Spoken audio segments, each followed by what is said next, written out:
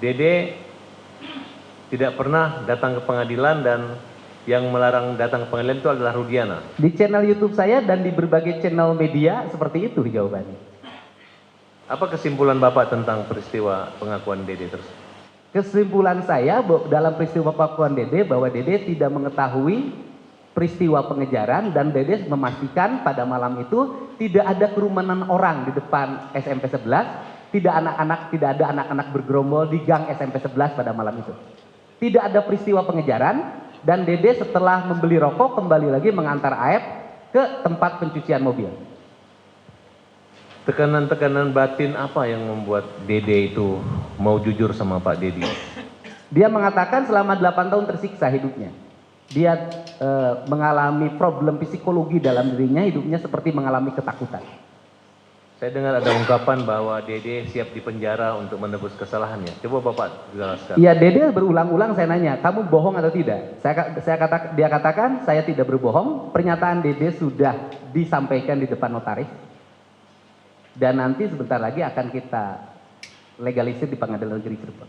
Karena ini erat kaitannya dengan saya mendapat informasi bahwa Bapak dilaporkan oleh Aep, Bapak dan Pak Dedi dan Dede dilaporkan. Iya. Ini menyangkut seolah-olah menghalangi merintangan dan berbohong lah kira-kira penyidikan. Tapi saya yakin apa yang Bapak lakukan itu bukan satu kejahatan.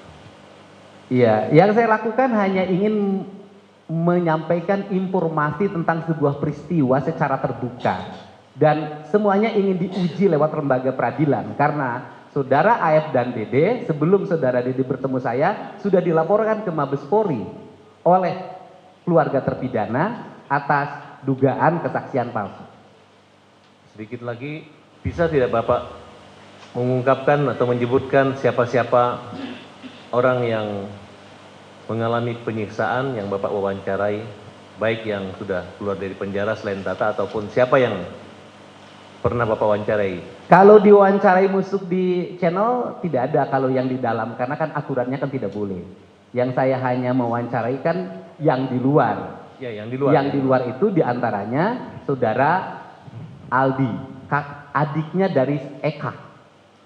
Apa cerita Aldi kepada Bapak? Sama, bahwa dia mengalami penyiksaan yang luar biasa, kemudian dia berhenti disiksa karena Eka-nya menyampaikan bahwa saya pelakunya, kemudian kamu bukan pelakunya, untuk menyelamatkan adiknya. Oke. Kalau yang Bapak ketahui tentang Teguh ini, bagaimana Pak? Saudara Teguh adalah orang yang datang ke rumah saya untuk menyampaikan peristiwa yang sebenarnya, karena waktu itu Saudara Teguh pada saat tanggal 27 Agustus 2016 itu bersama-sama terpidana yang lain. Pertama dia berkumpul di rumah Bu Nining karena Bu Nining merasa bising, kemudian diusir, pindahlah ke rumah Hadi. Malamnya mereka tidur di rumah anaknya Pak RT Pastren. Di keterangan di 2016 Saudara Teguh menyampaikan bahwa dia itu kan pada kisaran jam 10, setengah jam 9 itu beli nasi kuning. Sepulang beli nasi kuning langsung ke rumah Hadi dan kemudian nginep di rumah RT Pasren. Tetapi pada waktu BAP 2016 Saudara Teguh diarahkan menurut keterangan Saudara Teguh pada channel YouTube saya bahwa Saudara Teguh sepulang dari beli nasi kuning langsung pulang ke rumah dan tidur. Saudara saksi tahu kalau Saudara Teguh sudah mencabut keterangan saksi beliau? Menurut keterangan Saudara Teguh mencabut pada waktu kasus Peggy 2024. Nyabut ya? Oke, saya beralih ke Teguh sejenak. Saudara Teguh, apa yang kamu ketahui tentang perkara terkait peristiwa tanggal 27 itu? Pada malam kejadian, apa yang Teguh ketahui? Saya tidak tahu Saka. Tapi Teguh kenal Saka? Kenal. Nah, waktu malam tanggal 27 itu ketemu Saka, apakah ada Saka di rumah Pasren? Enggak ada. Kemudian apa yang saudara katakan pada berita acara penyidikan tentang kehadiran Saka? Ya Teguh cerita yang 5 itu Eka, Eko, Hadi, Jaya, Supri, terus Teguh, Okta, Udin, sama Pram bilangnya gitu. Cuman ya itu kata. Kenapa di BAP ada nama Saka? Teguh juga nggak tahu itu. Kamu diarahkan. Enggak nyebut nama Saka Teguh juga. Yang kamu cabut BAP-nya apa? Yang kamu cabut tentang Saka, keterangan tersebut. Ya yang itu dihilangin nama Saka. Artinya Saka tidak ada. Iya tidak ada. Kenapa Teguh mengatakan ada?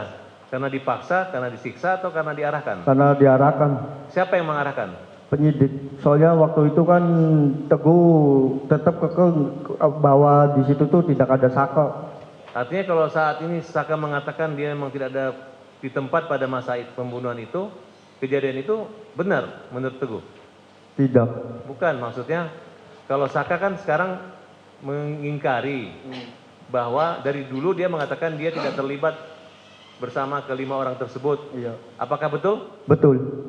Jadi apa yang Teguh katakan di kepolisian saat itu tidak benar? Iya, bohong. Sudah dicabut Sudah. di pengadilan? Kalau pengadilan belum. Waktu keterangan saksi di Polda atau di peradilan di Pengadilan Negeri Bandung? Kalau nyabutnya baru di Polda aja.